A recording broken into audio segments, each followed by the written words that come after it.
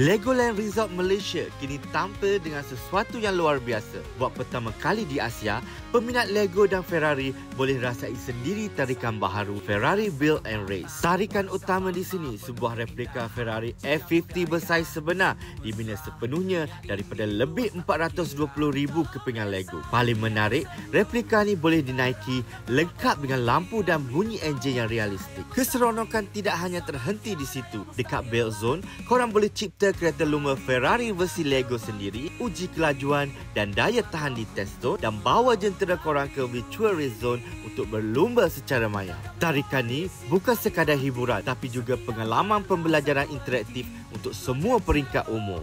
Ia simbol kreativiti, inovasi dan semangat keluarga yang menjadi tunjang pelancongan Johor masa kini. Kalau korang tengah plan bercuti ke Johor, jangan lupa singgah di Legoland Malaysia Resort. Follow Project Travel untuk update pelancongan terkini setiap minggu.